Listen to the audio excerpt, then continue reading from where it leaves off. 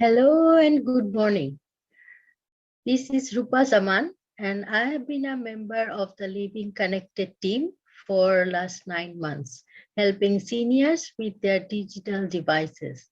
It is my privilege today to interview Professor Helen Hasan and learn about her journey as founder of Living Connected. So, how are you today, Professor Helen? Just fine, Rupa. It's really nice to be with you. Yeah, it's a rainy morning, but let's start our interview. Okay. Yes, So I have been wondering to ask you, how did this idea came to your mind to start an innovative program for the seniors? Was there any story or incident that inspired you? Yes, actually, I've told this story quite a number of times. About 12 or 13 years ago, my husband got very ill and I became a carer for him.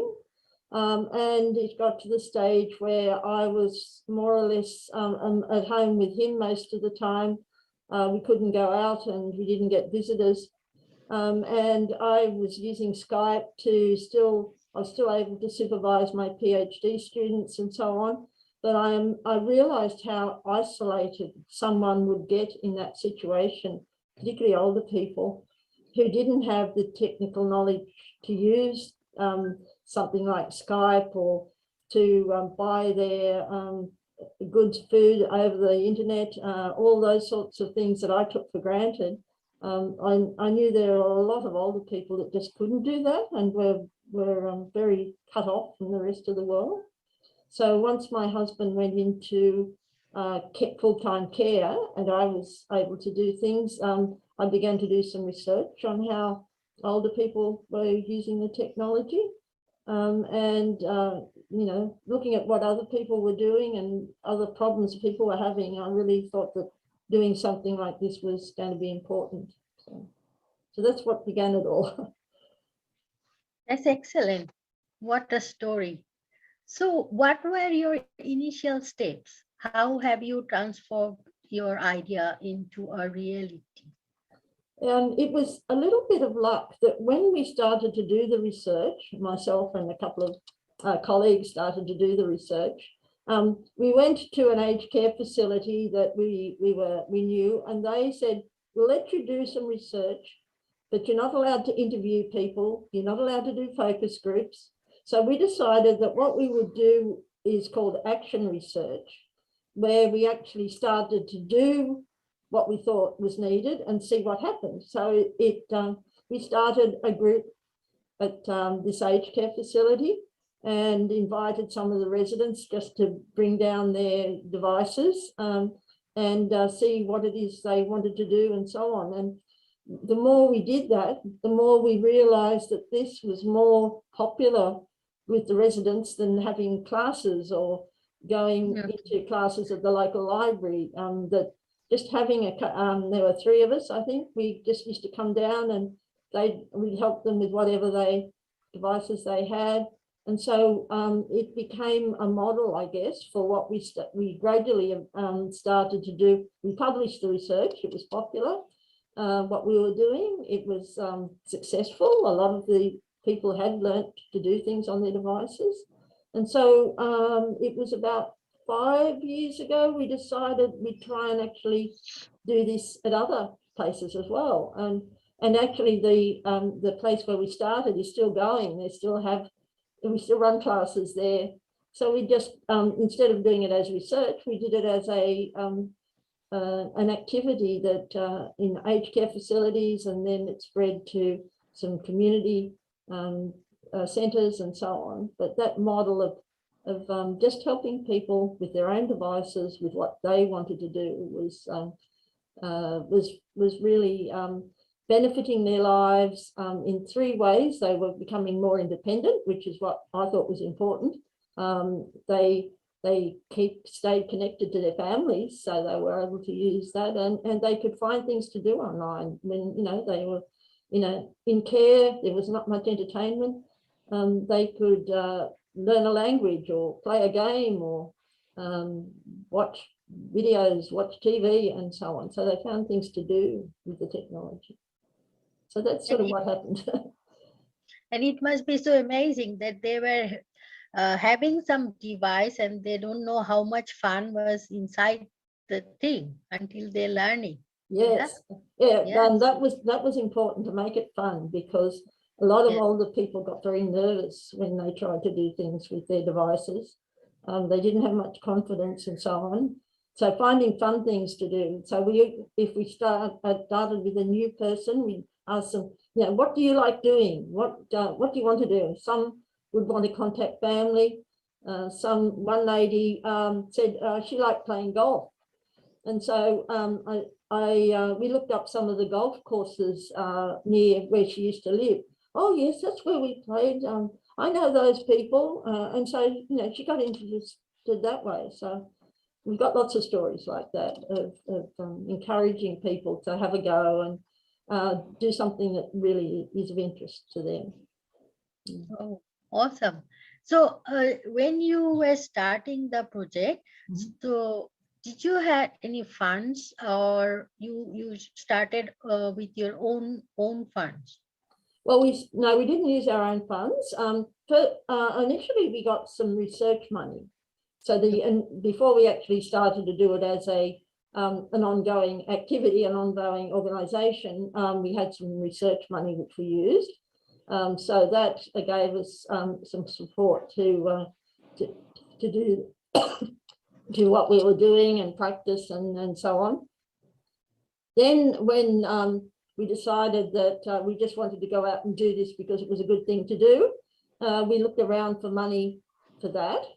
And we tried a few things. It's not easy getting money for a new venture like that, because we're not going to make money out of this. This is not a commercial organisation. It's a community service organisation.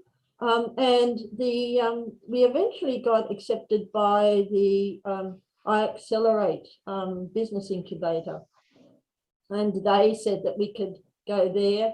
And then we got offered a few different bits of money that helped us get started. So what is your advice for someone if they want to start a project like our Living Connected?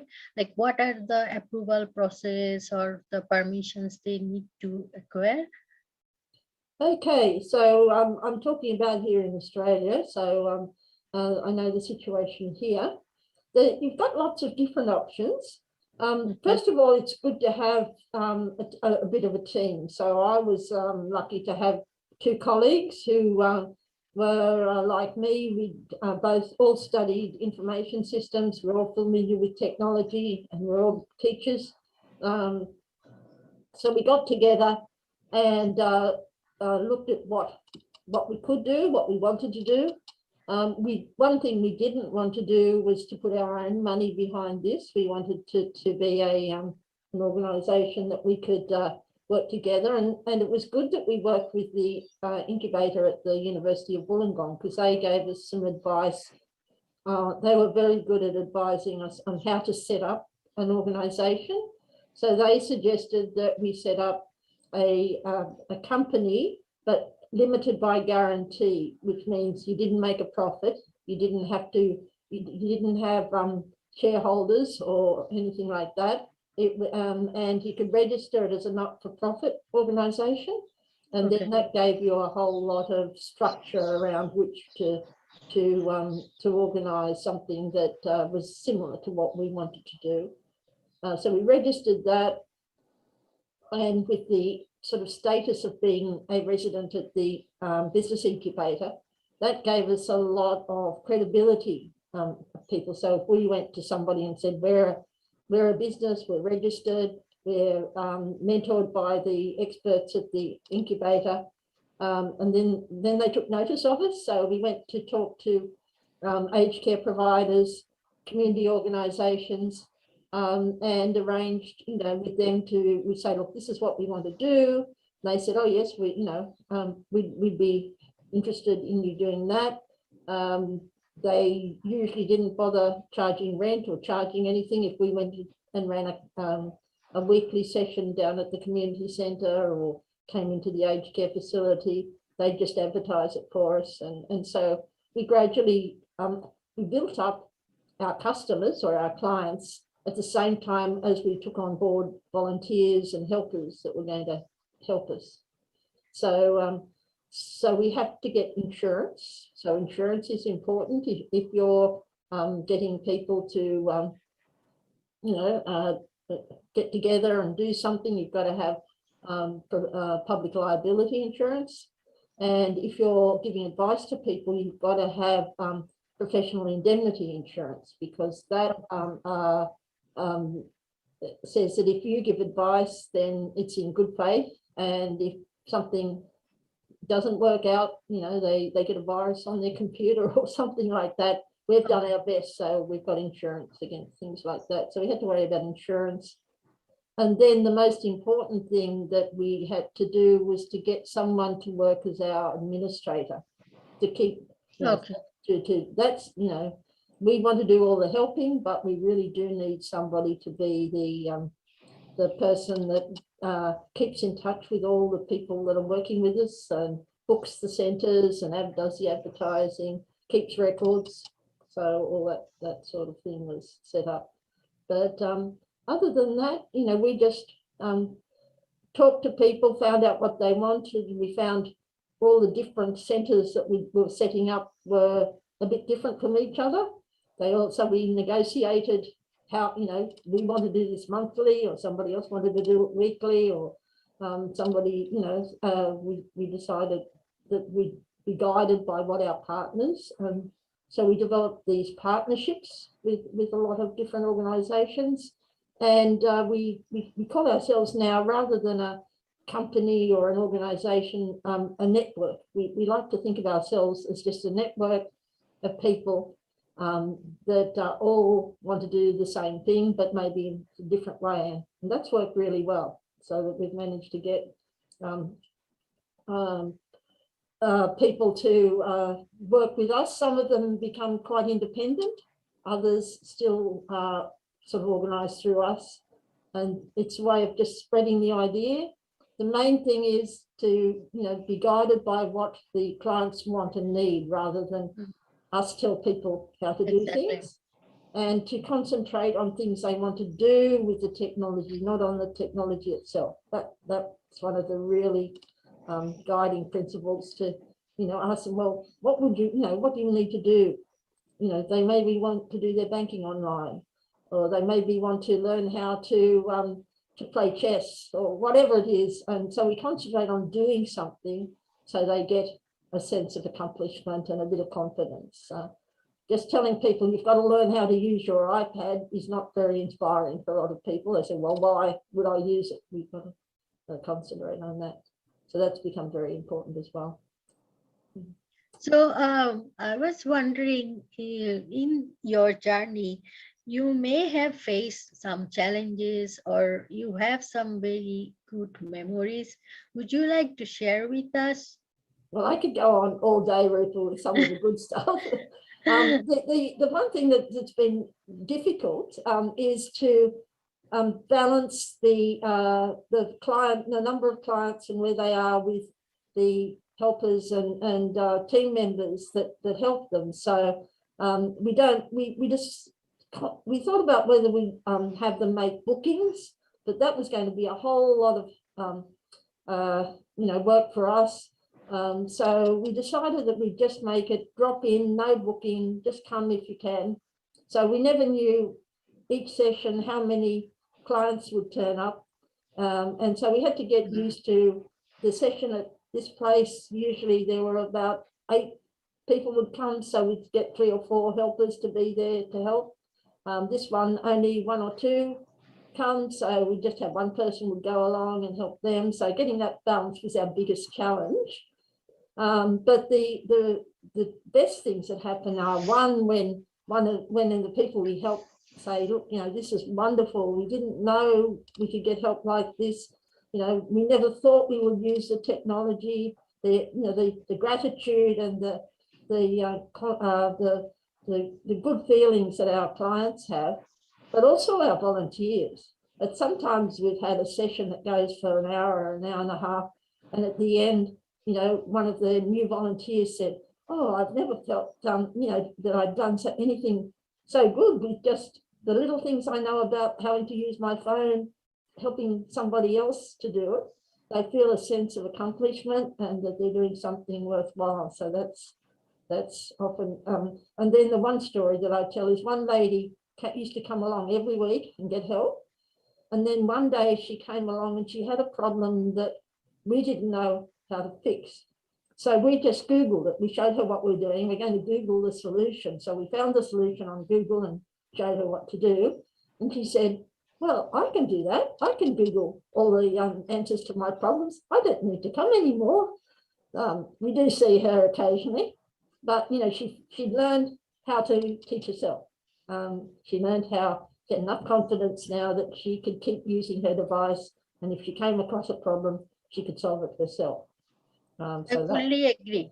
I fully agree, because whenever I can remember those as well, like whenever we help someone and the joy and the excitement we see in them, that they can do it by themselves from now on, and they feel so happy, and we feel exactly the same.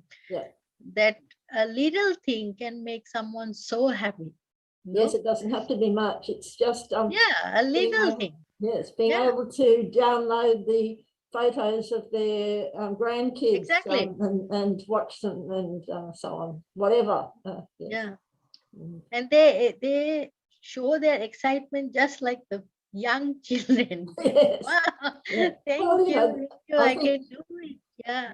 I think this lockdown that we're in now has taught people just how important it is to be able to stay connected to their friends and their family. And Exactly.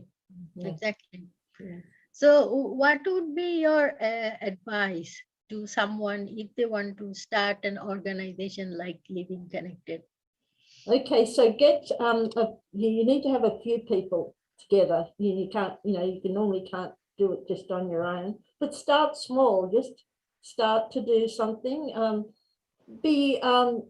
Make sure you know what people are in it for. So if I wouldn't do this sort of activity if it was purely for profit.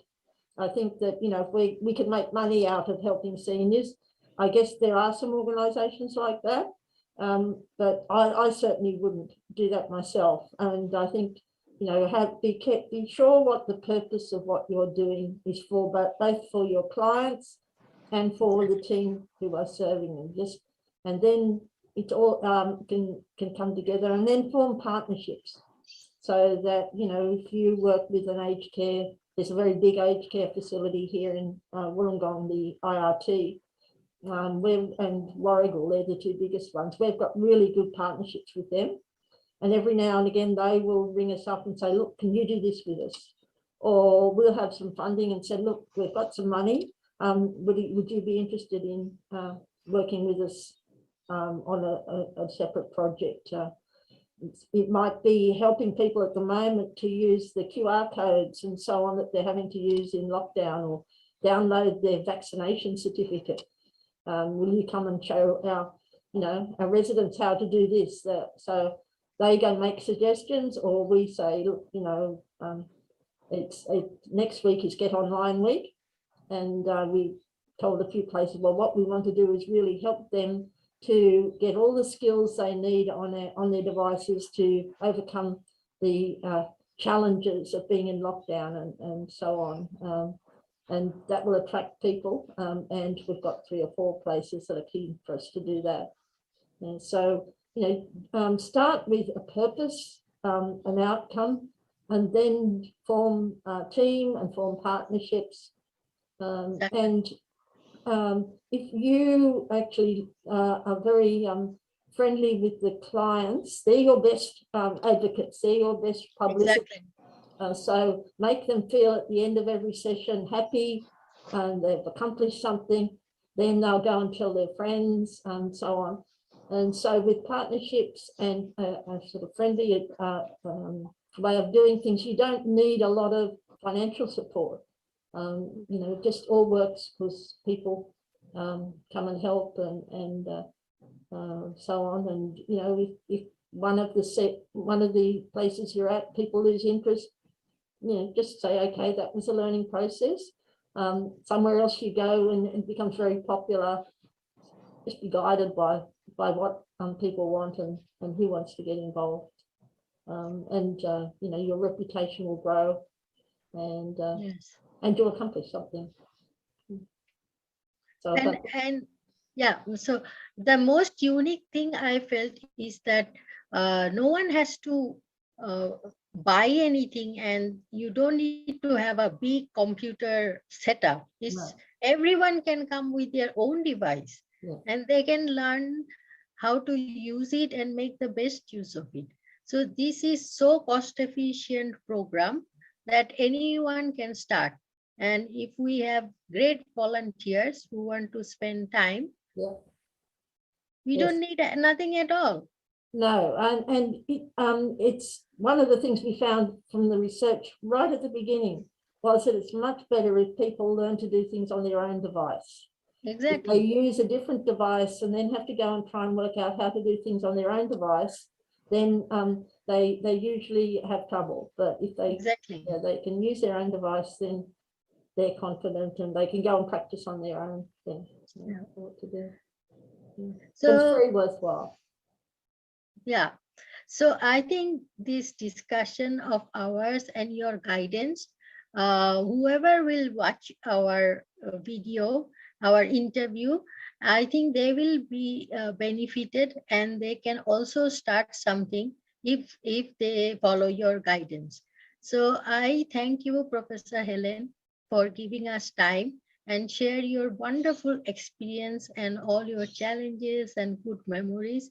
I think this will be a great guidance for any of us who want to start in Australia or outside Australia. Thank you so much. So thank you, Rupa, and I'm only too happy to answer anybody's question if they want to learn more about what we did. So we will open it up to other questions. Thank you. Okay. Thank you. Have a nice day.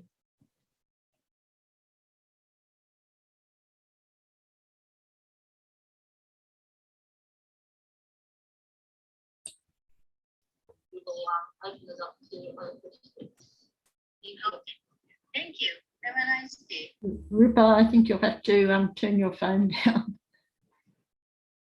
Okay, so I've got a question from Rupa that she's put into the chat, so I'll answer that because it's something that a few people have been asking me, because some of the sessions we've done we've been talking to people about what it's like in countries they've come from, because a lot of our helpers are international students and they have these bring all their knowledge of what it's like in their country and come across living connected.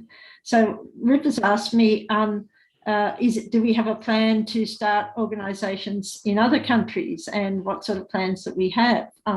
So we started in Wollongong, and then people were asking us further down the south coast of New South Wales.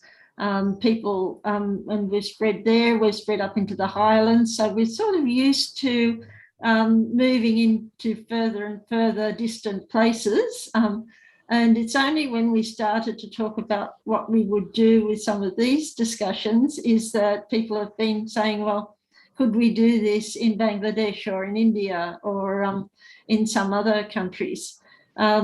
So it was daunting enough when we've had questions for people wanting us to do it in Sydney, which is only an hour or so away from here. And so we've thought about how we would approach moving to a different environment. And the way that we normally approach it is to go and talk to people in that area. So in Sydney, I could drive up my car now, we're out of complete lockdown, and I could give a talk to people in the northern part of Sydney who are interested in setting up a living connected operation there.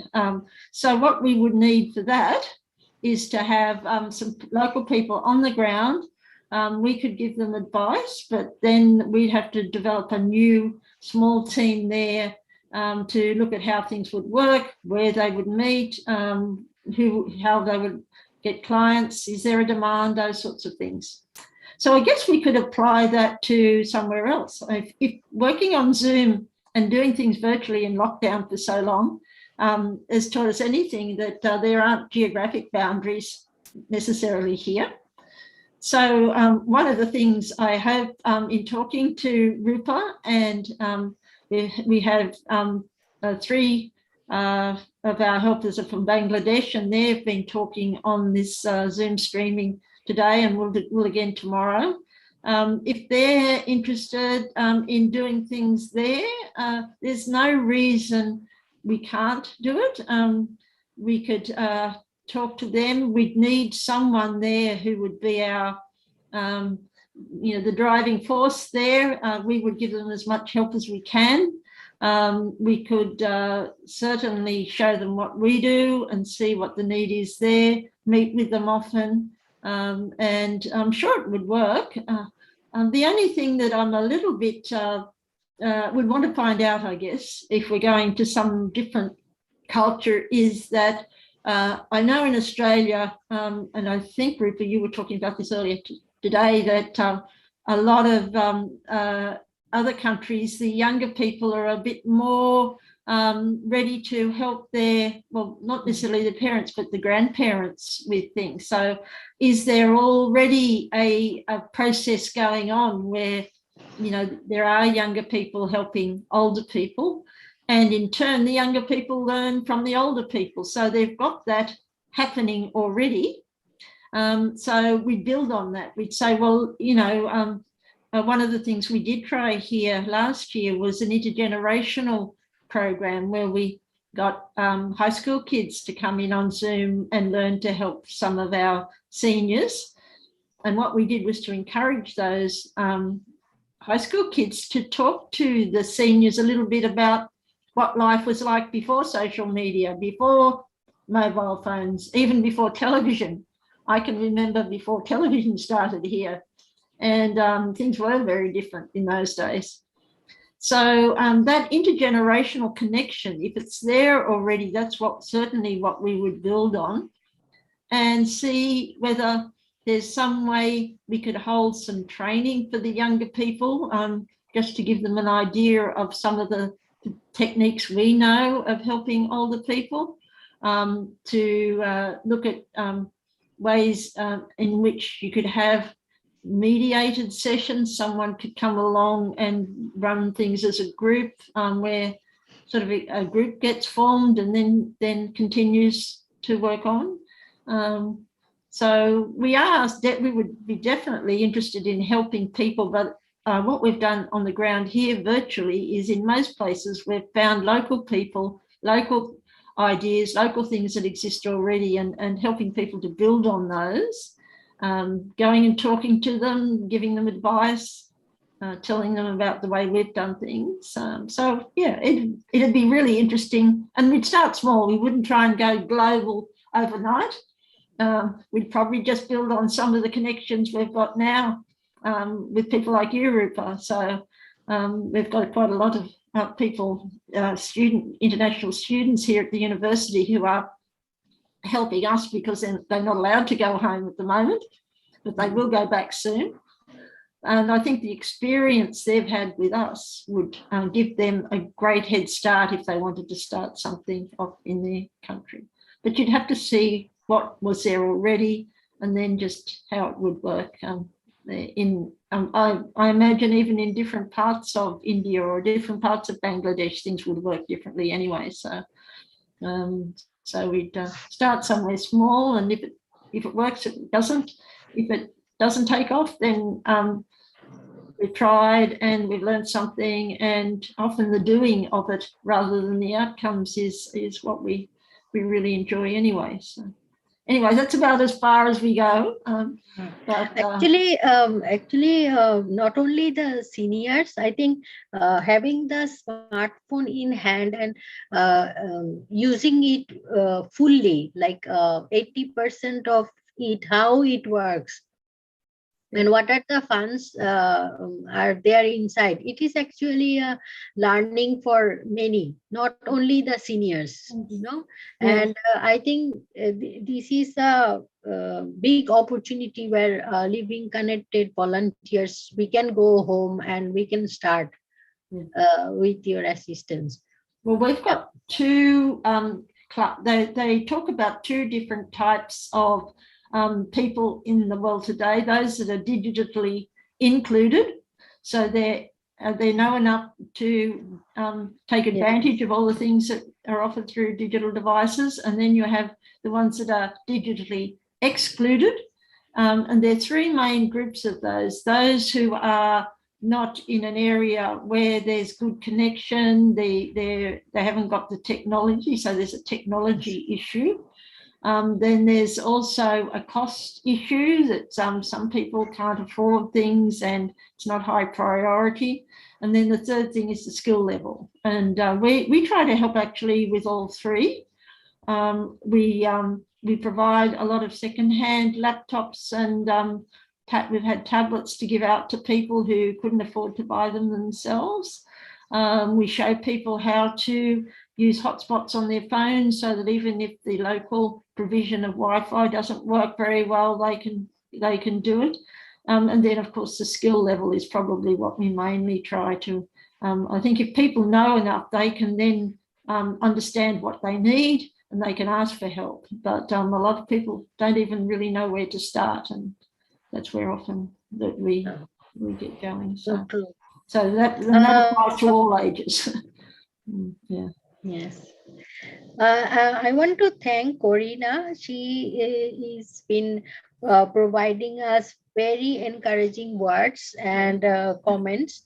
And she's from Romania. Yep. I think, Corina, if you want to be in touch with Professor Helen through our website and communicate with her, of course, we can help you in Romania as well. Why not? Yes. As Professor Helen said, you have to start something small, then we can provide you with assistance. There is another question from Nas, and she was asking how we have done the digital mentoring and providing assistance to the seniors during our lockdown. Yes. So that just happened very quickly. And 1 minute we were holding group sessions and doing home visits. And this is some early 2020 now. And then all of a sudden, we got message, sorry, everything's closed. You can't do anything. And we wish we'd had a bit of time to prepare for it, but it all sort of happened quickly. And then first of all, we tried to do things, connect with our clients on Skype, because many of the clients we'd helped had some experience of Skype. And so we did a little bit of that, but we didn't seem to be able to set up a way of people finding us on Skype. A lot of people knew how to contact family overseas on Skype, but really didn't know much more than that. And then suddenly Zoom burst on the scene, and everyone just seemed to take to Zoom for some reason or other. So we just replaced our normal meeting times with Zoom sessions. And then, so we got a few people to come. Then we were out of lockdown for a while in 2020. So the first thing we did when we got out of lockdown, and it was about this time last year because it was part of Get Online Week, we were teaching people how to set up Zoom on their device and then how to connect to us on Zoom. So we had quite a bit of fun in a large hall with a big screen showing the main room on the Zoom session that someone was hosting elsewhere, one of our team, and then showing people in the room how to connect. And once a few people got connected, the sound kept reverberating around, and we had to put people on mute and put them in the far corners and put them in breakout rooms so that they could sort of have a discussion. So we used any opportunity when we could run some face-to-face meetings and people were worried, why concentrate on Zoom? We're out of lockdown now, but then we went into lockdown again.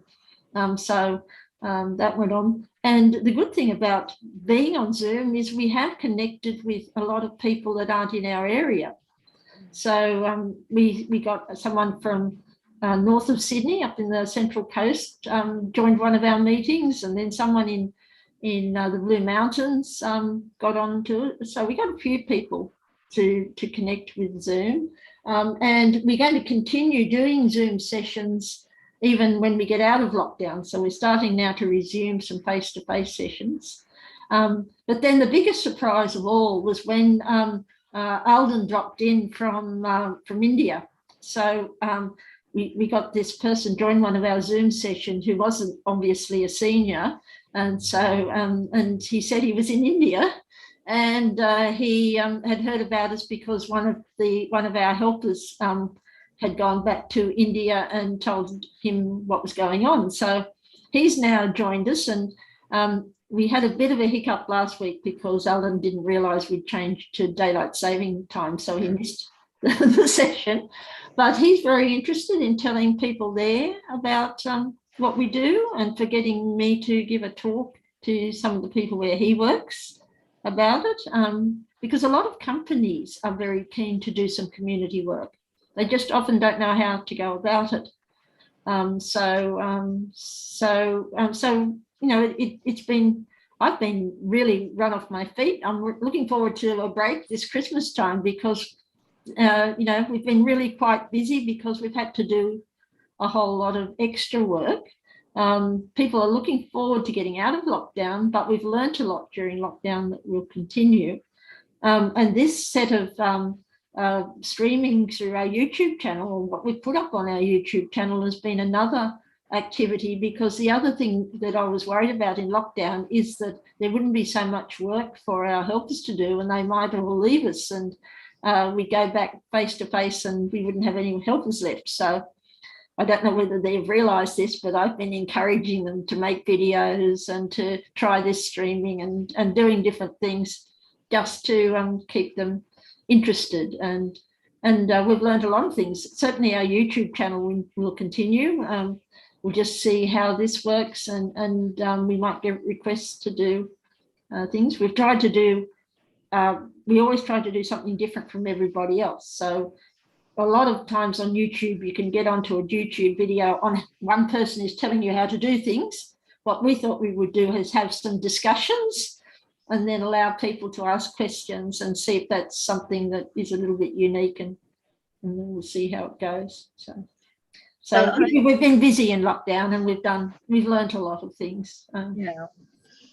From the volunteers' perspective, I will add that when this recent lockdown started in New South Wales, including Wollongong, so we were really feeling very, very upset and, you know, lonely, because it was such a strict lockdown. So every Tuesday I used to wait for the session, because I could see my dear faces, and also these sessions also kept me going. Yeah. No, so it was a big help for us as well, the volunteers. Well, I hope so. That's very good. That's what we want. Yeah. So it was very good that we could see everyone, we can speak and also continue our work. And in the breakout room, we actually supported our regular seniors whom we used to work, you know, face to face in Innovation Compass. So it was very good to see them. Yes. Yeah. So it was very nice. Yes. So one thing that I did learn in my research a long time ago, and we sort of need to finish up soon, is that if you've done something face to face and you know you've met people face to face, then when you go onto a digital platform like Zoom or whatever, you know them pretty well. So you sort of pick up immediately as a friendship, and away you go. Yeah. If you're just suddenly faced with strangers on a Zoom, it takes a lot longer to get to know them than it would if you were face to face. So sometimes it doesn't work so well. But if there is a connection and a relationship already with people, then using the media usually is not the most desirable, but it works pretty well. Yeah. Okay, so how are we going to, oh, we've run over time, I think, Rupa, so I think we better finish up pretty soon. Okay. Yeah. So it Okay, was a great discussion. I think whoever was listening to us and will be listening to us after our live streaming will be benefited. And thank you again, Professor Helen, for your insightful advice and your experiences. I hope to have another interview with you soon. Good, anytime, Rupa. I'm very glad to talk about living connected to anyone who wants to listen. Okay.